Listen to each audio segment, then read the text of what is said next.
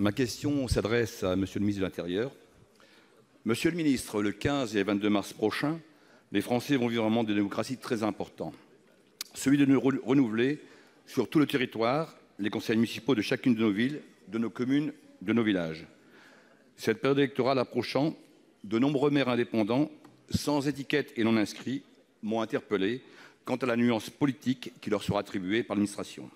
En effet, c'est le ministère de l'Intérieur qui procède à l'attribution des nuances politiques dans un cadre strictement défini juridiquement et qui présenterait toutes les garanties nécessaires en matière de respect de la vie privée et des libertés publiques.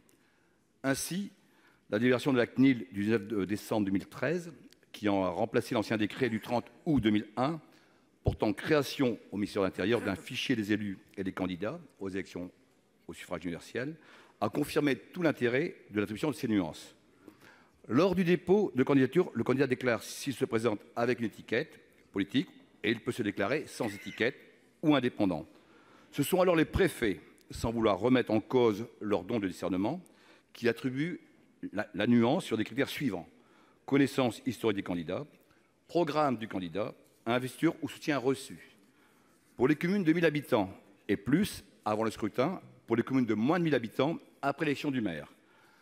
Pouvez-vous nous dire, monsieur le ministre, si vous souhaitez intégrer dans la grille de nuances politiques les classifications sans étiquette, indépendants ou non inscrits, en dehors du divers droite ou divers de gauche que nous connaissons, et si oui, à quelle date cette grille sera communiquée et le sera-t-elle dans le memento qui, à 6 mois de l'échéance, n'est toujours pas disponible et ne sécurise pas les élus ni les candidats?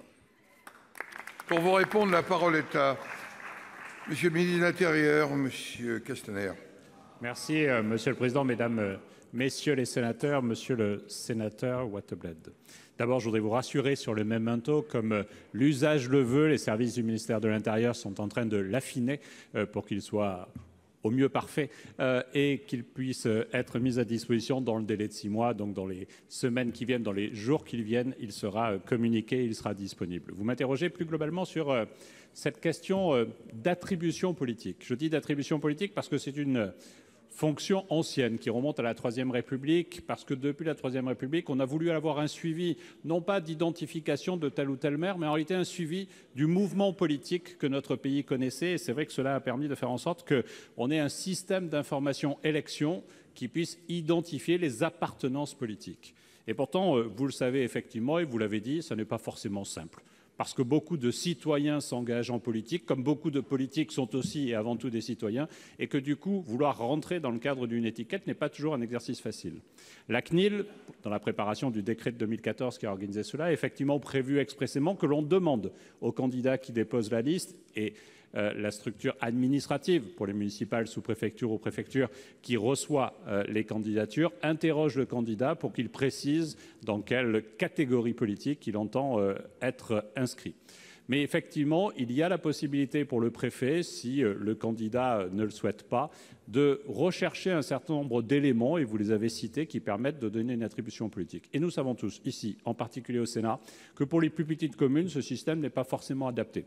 Je sais que vous aurez l'occasion dans quelques jours de travailler sur le texte des relations avec les collectivités locales et que vous souhaitez aborder ce sujet. Je veux vous indiquer que je suivrai avec attention cette discussion, que mon cabinet est à votre disposition et que nous pourrions parfaitement envisager de fixer un seuil à 3 500, à 9 000 habitants, en deçà duquel l'appartenance politique au grand courant que nous connaissons n'est pas indispensable. Je suis sur ce sujet totalement à votre écoute.